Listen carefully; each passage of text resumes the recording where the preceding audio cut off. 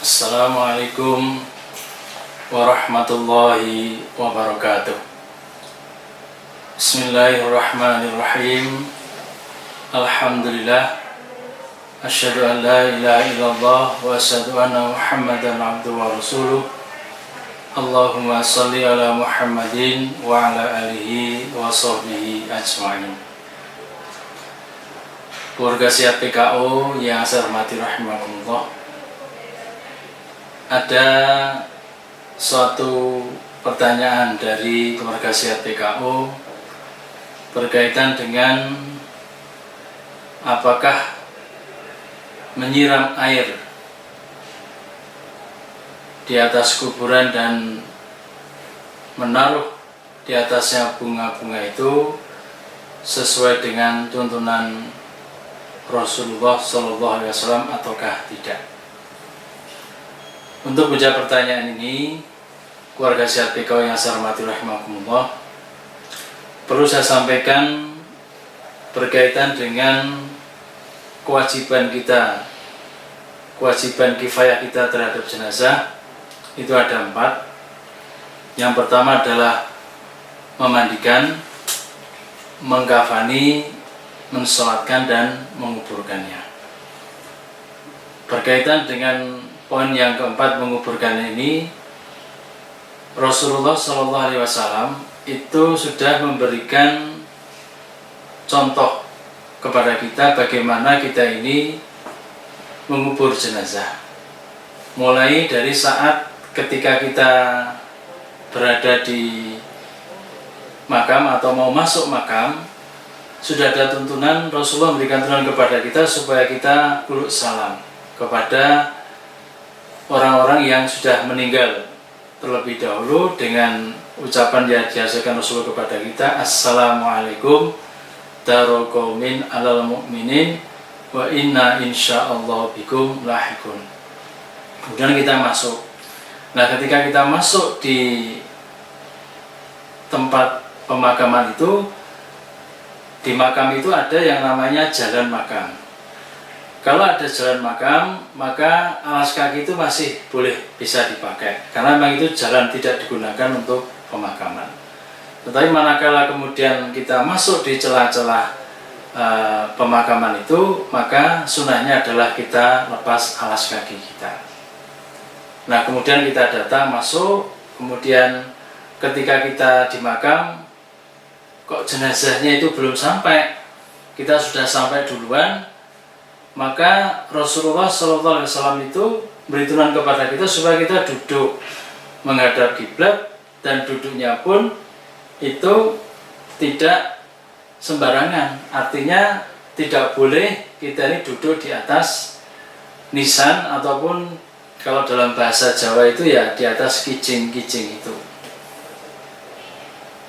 Ada riwayat yang menyebutkan bahwa ketika kamu duduk di atas kijing itu atau nisan tadi itu, resikonya berat. Bahwa lebih baik kamu duduk di atas bara api yang sampai apinya itu membakar kain ataupun bajumu itu sampai tembus ke kulitmu. Itu lebih baik daripada kamu duduk di atas nisan-nisan tadi itu. Nah, kemudian setelah jenazah itu sampai, kemudian Rasulullah juga memberikan tuntunan kepada kita ketika mau memasukkan jenazah. Itu pernah dalam satu riwayat ketika kematian putrinya, sebelum dikubur, Rasulullah tanya kepada para takziah, para sahabat yang mengantar sampai ke makam, dengan pertanyaan beliau, siapa yang tadi malam itu tidak berkumpul dengan istrinya? Maka ada salah seorang sahabat yang menjawab, yaitu dalam hal itu Abu Talhah. Dia mengacungkan jarinya, saya Rasulullah.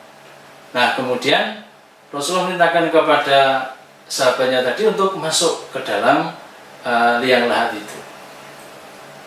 Nah, ketika ini juga menjadi tuntunan kepada kita bagi siapa saja yang akan memasukkan jenazah ke dalam liang lahat itu, ya sunahnya saat di malam itu tidak kumpul dengan istrinya.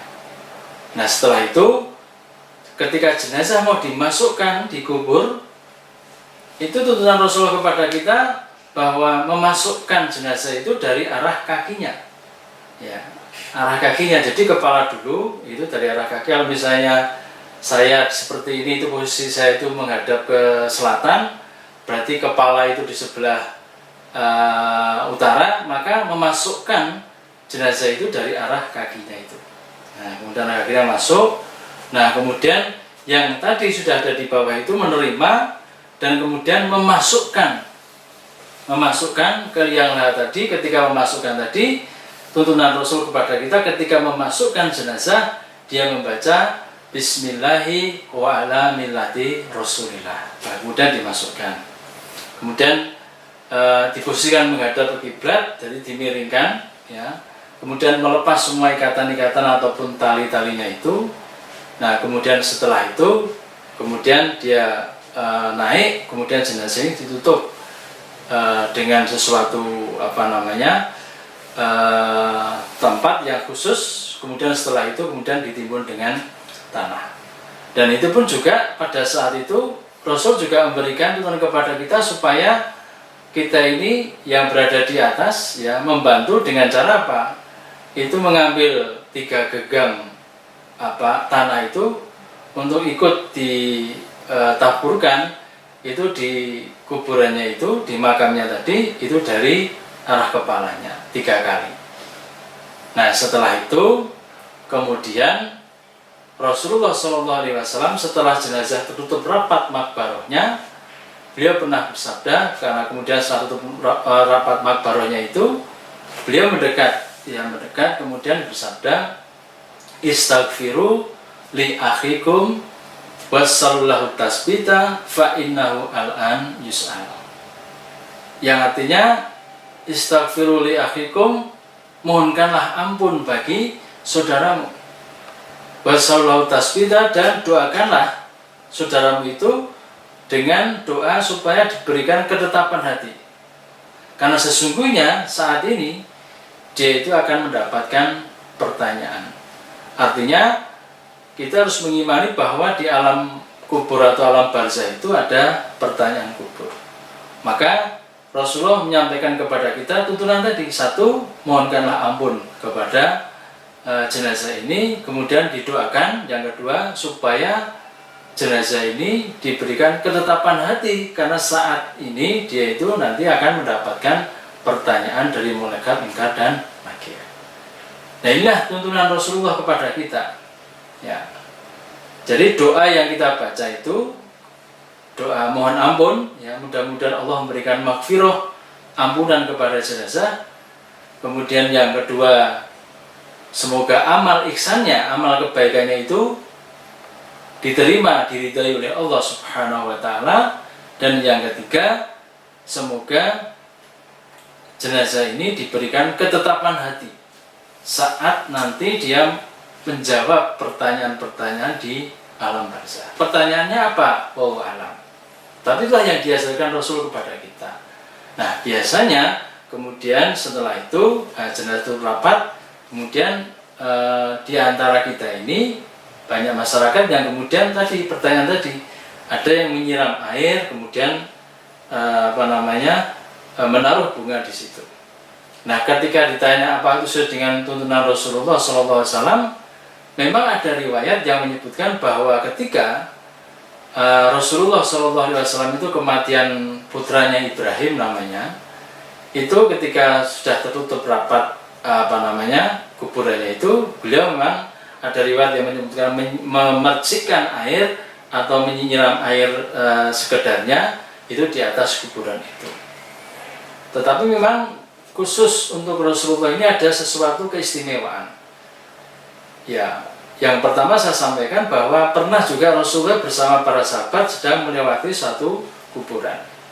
Nah, ketika melewati itu Rasulullah mendengar bahwa di dalam kuburan itu ada seseorang yang saat itu sedang mendapatkan azab di alam barzah di kubur itu.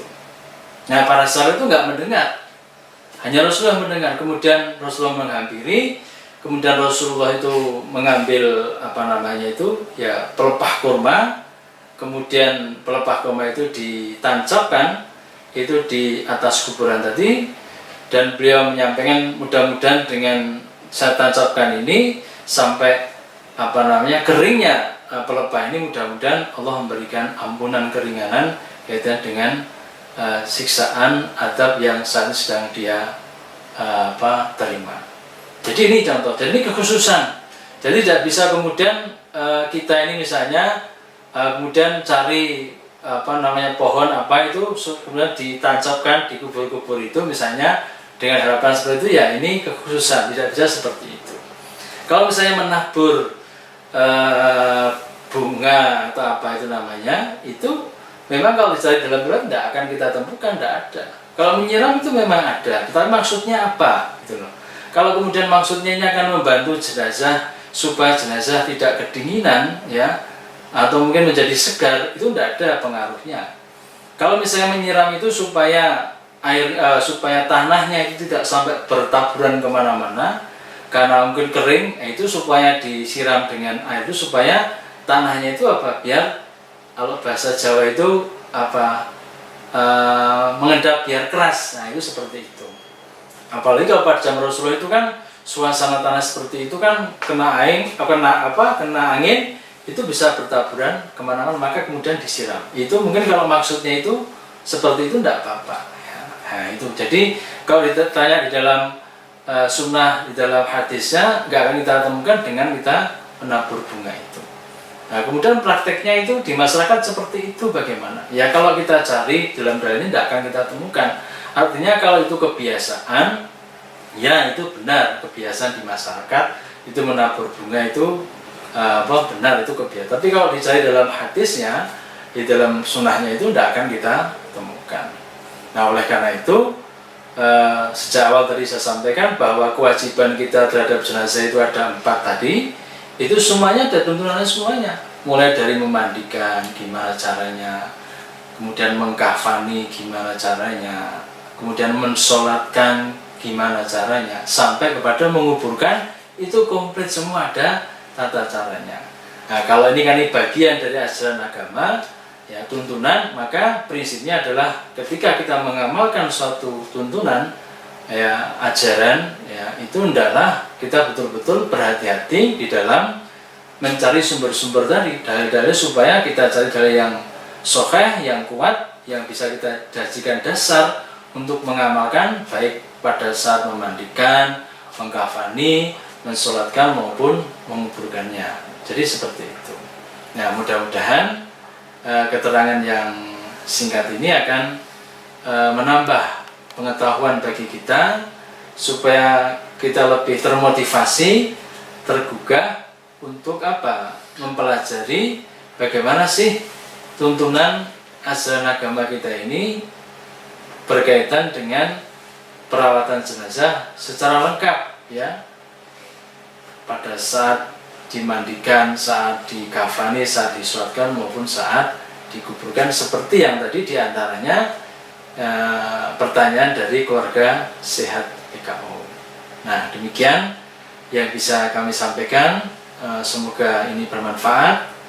Jangan lupa Bapak Ibu semuanya, suatu ketika ya kita semua pengen sehat ya, kalau sakit jangan lupa untuk terus kita mencari pengobatan dan berobatlah ke rumah sakit PKU Muhammadiyah Yogyakarta.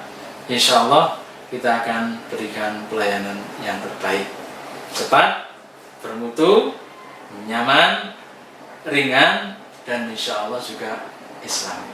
Demikian, wabillahi fisabil haq, nasrun minallah wa fathun qarib. Assalamualaikum warahmatullahi wabarakatuh.